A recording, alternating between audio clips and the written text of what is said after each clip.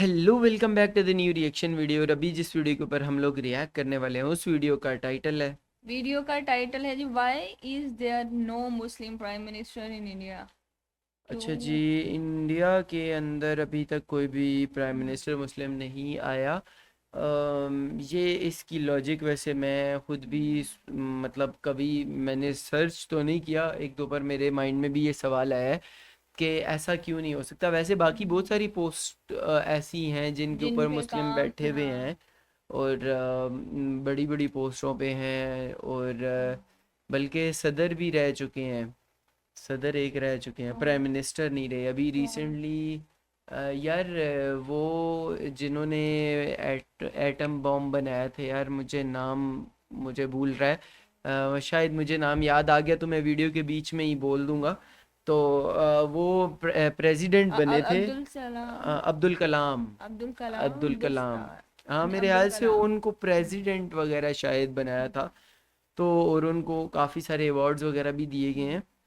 Let's go checkout करते हैं और इस वीडियो का लिंक आप लोगों को डिस्क्रिप्शन में मिल जाएगा अगर आप लोगों ने चैनल को सब्सक्राइब नहीं वो किया भी तो। कर ली, कोई वीडियो सजेस्ट करनी हो तो हम दोनों के लिंक आपको बायो में मिल जाएंगे। लेट्स गो स्टार्ट करते हैं वीडियो को। राव अंबेडकर जी ने जब संविधान बनाया तो उसका मेन मकसद यही था कि ये देश धर्म, जात पात, ऊंच नीच के दिखावे से बाहर आए और वर्ल्ड क्लास कंट्री बने। इस बात से कोई फर्क नहीं पड़ता कि आपका धर्म क्या वैसे है, कसम लेकिन से शायद मेरी एक भी बार यही को तो सोच है दिमाग में ये सवाल जरूर कि आया होगा। स्टेटस जो है ना वो मैटर नहीं करना चाहिए। क्या मतलब मतलब? जात पात नहीं होनी चाहिए, न्यूट्रल होना चाहिए। वो तो एक अलग चीज़ है न्यूट्रल होना, लेकिन यहाँ पर और चीज़ है ना। इंडिया एक कहते हैं कि हम मतलब इंडिया का ये है कि इंडिया एक लिबरल कंट्री है, उसमें ये चीज़ें नहीं है, लेकिन कहीं ना कहीं चीज़ें देखने के हैं। लिए मिलती भी हैं और कहीं ना कहीं नहीं भी मिलती, और कहीं ना मेजोरिटी, कहीं मुझे सब लगता है कि मेजोरिटी यही चाहती है इंडियन के, मतलब सबको अपने मतलब हिसाब से जिंदगी जो है ना वो गुजारनी चाहिए। कि गुजारनी आज तक इस देश का पीएम कोई भी इधर मुस्लिम वो क्यों नहीं बना। क्या कभी ऐसा हो अब ना। सकता है कि इंडिया का प्राइम मिनिस्टर एक मुस्लिम बन सकता है? वैसे राहुल गांधी ने इसका जवाब दिया है, लेकिन अगर मैं आपसे कहूं कि देश का पहला पीएम ही एक मुस्लिम हो सकता था, लेकिन महात्मा गांधी की वजह से हो नहीं बन सकता पाया, था। और जिस पंडित जवाहरलाल नेहरू को गांधी जी ने पीएम बनवाया तो वो सरदार पटेल से चुनाव भी बुरी तरह से हार गए थे। अब यहाँ से सवाल दो हो गए हैं। पहला ये कि चुनाव हार कर भी नेहरू कैसे पीएम बने और सरदार पटेल कैसे नहीं बने, और क्या सच में कभी एक मुस्लिम इंडिया का पीएम बन सकता है? एक शेर से शुरू करते हैं। बात हो या ना हो, बात यकीन की है, हमारे जिस्म की मिट्टी भी इस जमीन की है। उम्मीद है शेर से बात भी समझ वाह। गए होंगे आप, और बात शेर तो अच्छा भी बहुत लगा अच्छी होगा। की है। पर अब जरा आजादी से पहले चलते हैं। साल 1939-40 का था। मुस्लिम लीग अलग देश की मांग करने लगी थी। ऐसे में मुसलमानों का भरोसा जीतने और मोहम्मद अली जिन्ना को काउंटर करने के लिए मौलाना अब्दुल कलाम आजाद को कांग्रेस अध्यक्ष बनाया गया। फिर सेकेंड वर्ल्ड वॉर और भारत छोड़ो आंदोलन। नहीं, हम लोग इस नाम पे भी गलत है, उनका नाम कुछ और है जो साइंटिस्ट थे, ये कोई और है। बहरहाल चेकआउट करते हैं। ये दो बड़े रीजंस थे जिनकी वजह से 1946 तक कांग्रेस अध्यक्ष का चुनाव हो ही नहीं सका। लेकिन इसके बाद जैसे जैसे देश की आजादी की तस्वीर साफ होती गई, कांग्रेस में अध्यक्ष का चुनाव कराने की सुगबुगाहट तेज होती गई। इसके पीछे बड़ी वजह थी। दरअसल 15 अगस्त 1947 को अंतरिम सरकार बननी थी और अंग्रेज कांग्रेस अध्यक्ष को ही अंतरिम सरकार का प्रधानमंत्री बनाने का फैसला कर चुके थे। यानी जो कांग्रेस अध्यक्ष होता वो देश का पहला प्रधानमंत्री बनता। मौलाना आजाद अपनी बायोग्राफी इंडिया विंस फ्रीडम में ये लिखते हैं, नए अध्यक्ष को लेकर कांग्रेस में आपसी सहमति नहीं थी। अखबारों में मुझे दोबारा अध्यक्ष बनाने की मांग उठाई गई।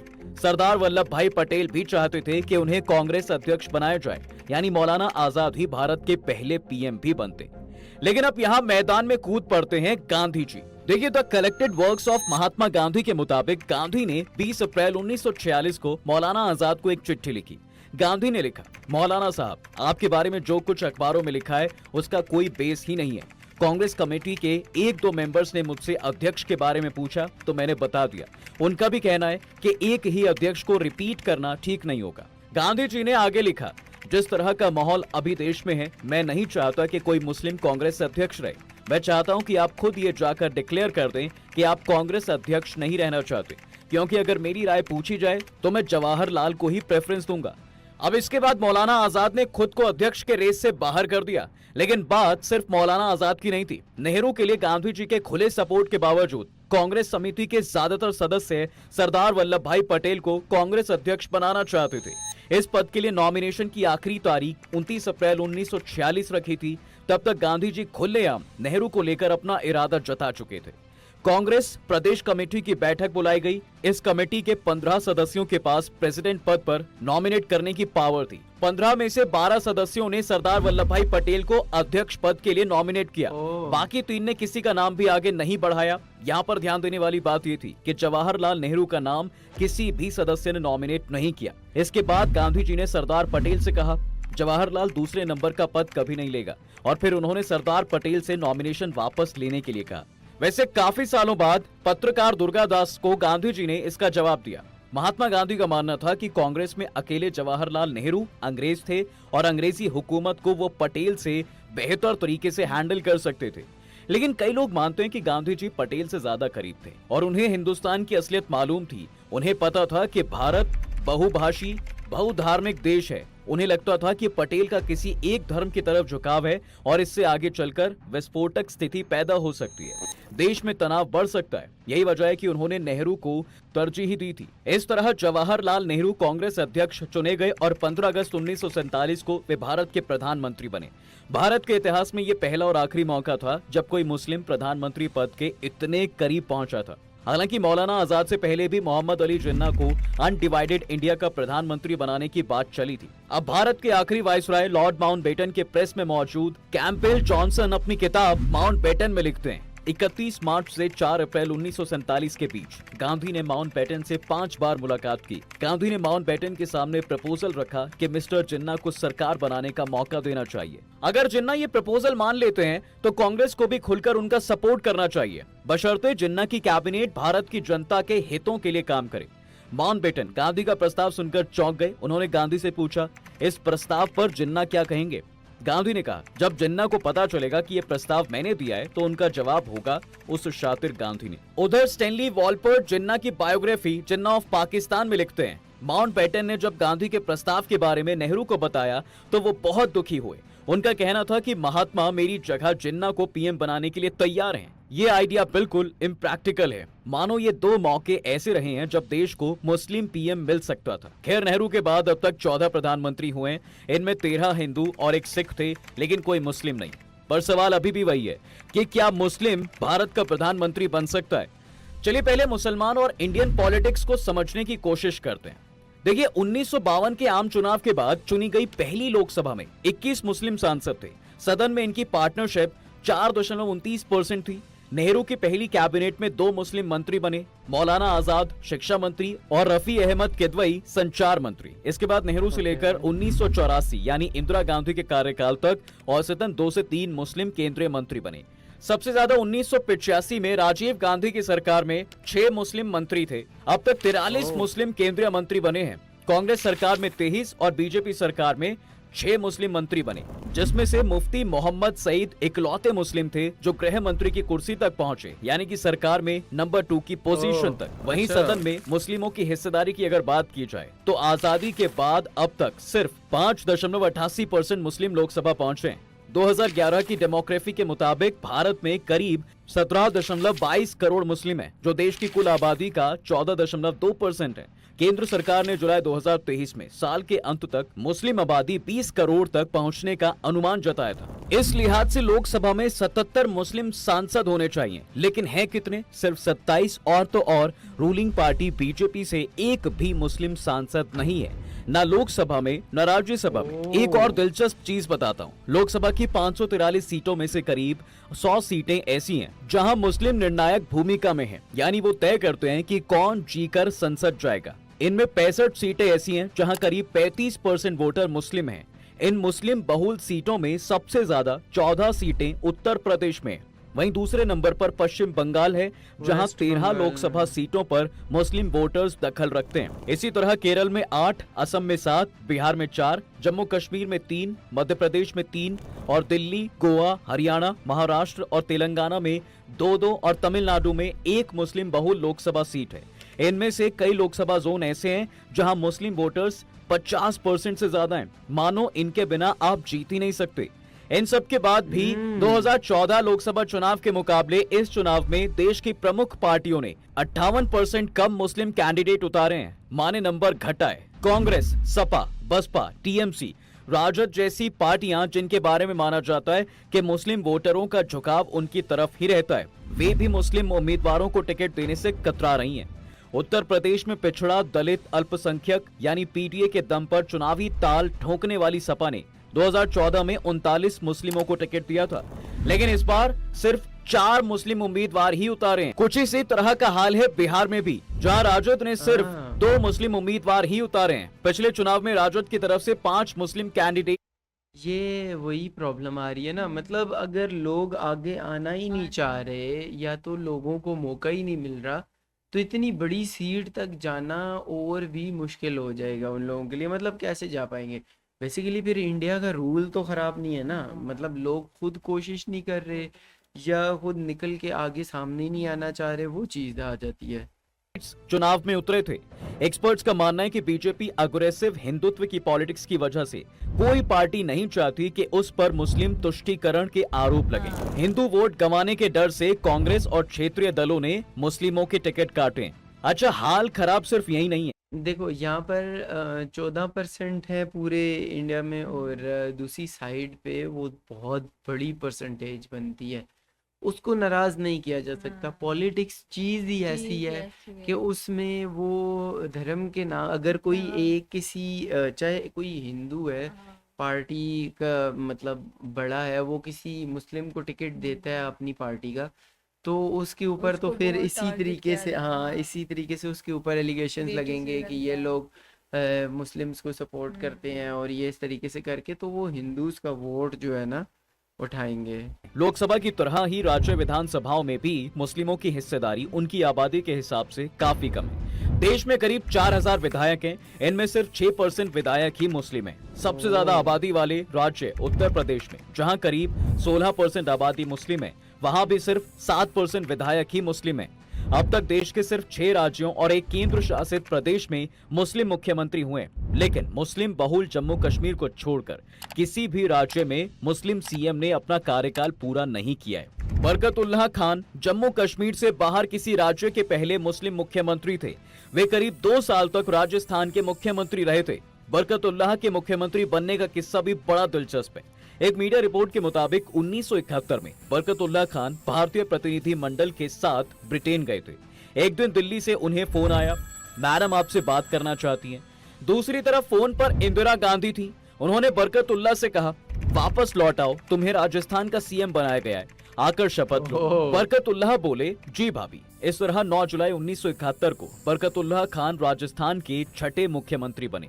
बरकतुल्लाह इंदिरा गांधी के पति फिरोज गांधी के दोस्त थे, इसलिए वो उन्हें भाभी कहते थे। अब देश को एक मुस्लिम महिला मुख्यमंत्री भी मिल चुकी है।